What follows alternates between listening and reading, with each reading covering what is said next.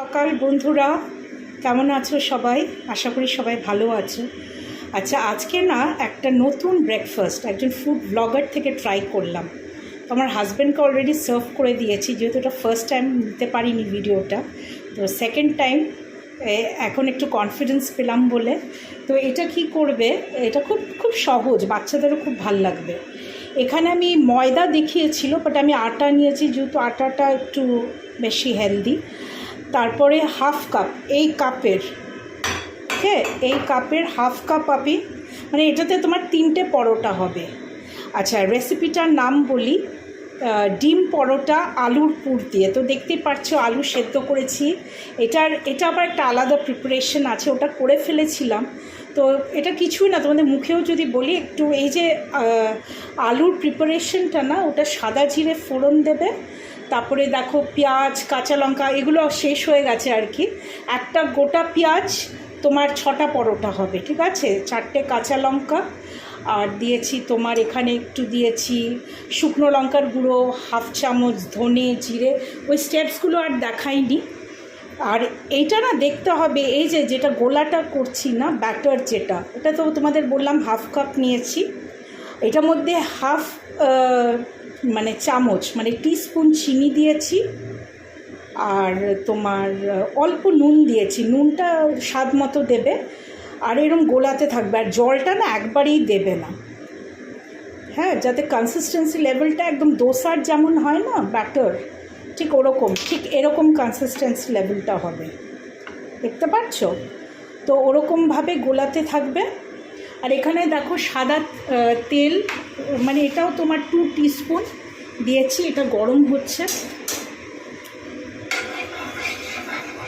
ফ্লেমটাকে সবসময় লোয়ে এই রান্নাটা করবে, যেহেতু এটা এক পরোটা আলুর পুর দিয়ে। আলুর পুরটা তো আলাদা করে বানিয়েছি, বাদাম দিয়েছি, আলুটা আগে সেদ্ধ করে নিয়েছি, বাদাম দিয়েছি ফোড়ন হিসেবে, সাদা জিরে দিয়েছি, পেঁয়াজ দিয়েছি, কাঁচা লঙ্কা, ধনে পাতা। আর এখানে যেমন আমরা এক পোচ বানাই না, মানে একটা হোলসাম পোচ না, মানে এক কি বলে, এটার নামটাই তো মনে পড়ছে না, যাই হোক, ডিমের ভাজা যেটা আমরা বলি।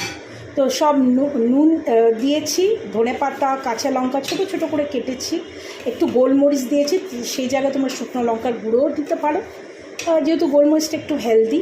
তো রান্নাটা দেখতে থাকো। তেল গরম হয়ে এসেছে, ওই এক টিস্পুন তেল দিয়েছি আর কি, সাদা তেল ব্যবহার করেছি। আর এখন ব্যাটারটা দিতে থাকবো, খুব পাতলা হবে।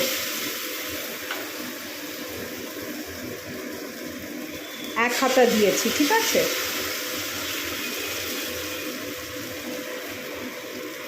ডিমটাকে একেবারে লোতে রাখবে, আর যখন ওপরটা না ড্রাই হয়ে যাবে, তখন সাদা তেল অল্প স্প্রিঙ্কল করে দেবে। দেখো ওপরটা পুরো ড্রাই হয়ে গেছে, এখন তেলটা একটু দিয়ে দেবো ওপরে, অল্প তেল দেবে। আর ফ্লেমটাকে এখন হাই করে দেবে, মানে মিডিয়াম টু হাই, ঠিক আছে। এতক্ষণ তো লো ফ্লেমে ছিল, তাহলে কি হবে, উল্টোনোটা সহজ হবে।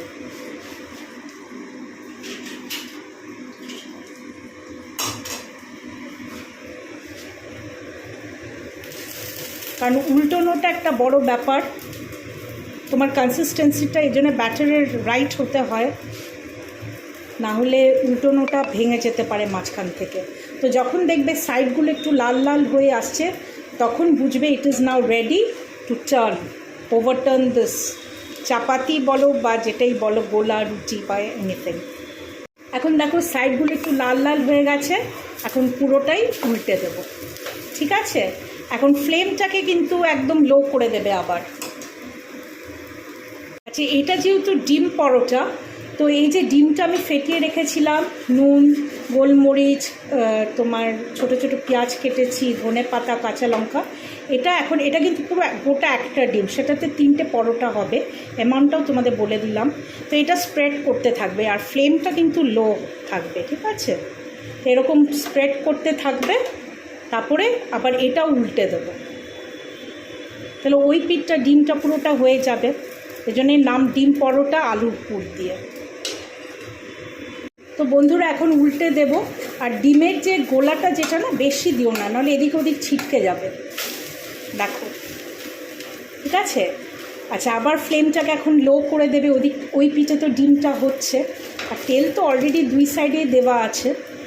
আর এখন ওই যে পুরটা বানিয়েছিলাম আলুর পুর বাদাম দিয়ে, ওটা ঠিক বেশি নেবে না, অল্প করে করে পুর নেবে যাতে ফোল্ডিংটা করতে পারো। যখন ফোল্ড করে নেবে না, এই যে দেখো বন্ধুরা, এটা অ্যাকচুয়ালি এরকম হয়, মানে একটু রোল টাইপস হয়, কারণ ভারী না হলে তো আবার উল্টাতে পারবে না। এই যে দেখো, তো এটা একটা খুব সুন্দর মানে ব্রেকফাস্ট বাচ্চাদের দিয়ে ওরা খুব, কারণ দুই ধরনের তোমরা ফ্লেভারটা পাবে। বন্ধুরা, রেডি হয়ে গেল ডিম পরোটা আলুর পুর দিয়ে। তো কেমন লাগলো বন্ধুরা তোমাদের এই রান্নাটা? এটা আমার জন্য নতুন, যেটা আমি আগেই বললাম একজন ফুড ব্লগার থেকে শিখেছি। তো ঠিক আছে, তোমরা বাচ্চাদের করে দিতে পারো, বড়দেরও ভালো লাগবে। ঠিক আছে, ওকে দেন, বাই বাই।